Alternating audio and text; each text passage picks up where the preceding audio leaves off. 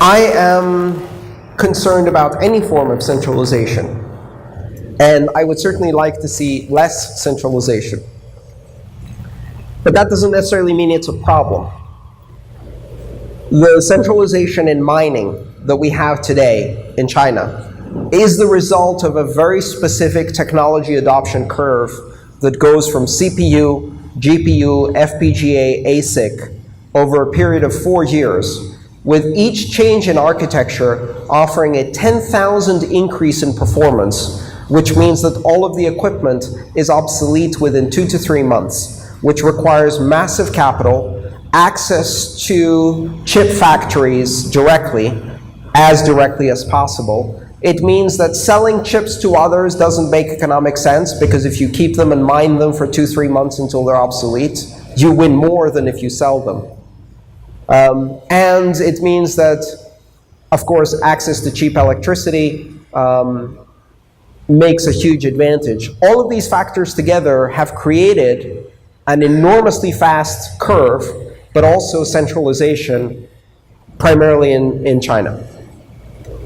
And yet, we reached 16 nanometer fabrication, which means that the days of 10,000 performance increases and 2 to 3 month obsolescence are over.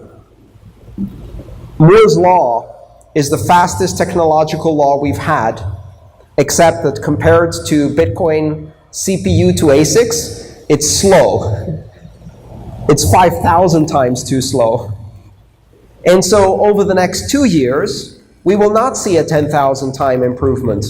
We will see a 2 times improvement, and that's really slow. And that means that instead of the equipment being obsolete in 3 months, it will now have a shelf life of 2 years. And that means that having chips and mining with them instead of selling them is no longer an advantage, because you have all of the risks of warehouses and operations and government interference on electricity prices, whereas if you sell the chips, you can make a lot less risky money. So what led to centralization of mining? All of those parameters no longer exist. Mining changed about 6 months ago when we reached 16 nanometer. The problem is we haven't seen that. It's going to take about 1.5 years before you see the ripple effect throughout that industry. And the halving is going to be very important. But I don't think the centralization is going to last.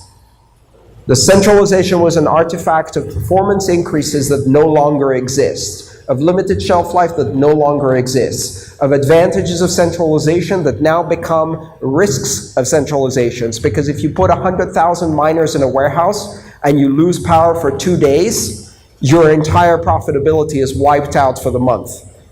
But if you put 100,000 miners in 100,000 kitchens and you use them to toast your bread or cook your sausage, as Sven showed me the photos today, he cooked hot dogs on an Ant S7 miner. That was kind of cool. Then you have the advantages of decentralization, because if power goes off in one kitchen, it doesn't affect anybody, and your profitability doesn't depend on anything. So all of the things that made Chinese centralization happen are now unmade. I also want to make another point. If mining centralization had happened in Sweden, a lot of people would be a lot less concerned. And that's not just because the Chinese government is a threat to Bitcoin. Because if you think about it, the people who are doing mining in China are directly opposing their government by doing this. They're taking enormous risks. They are entrepreneurs of the finest capitalist attitudes who should be applauded, with incredible engineering and operational skills. They're not their government and will resist and fight hard to maintain independence. We should applaud that, not fear it. And somehow I think if they were Swedish, we'd be less concerned. So there is an element of racism in this. There is an element of xenophobia. There is an element of stereotyping an entire race. And I think that's wrong.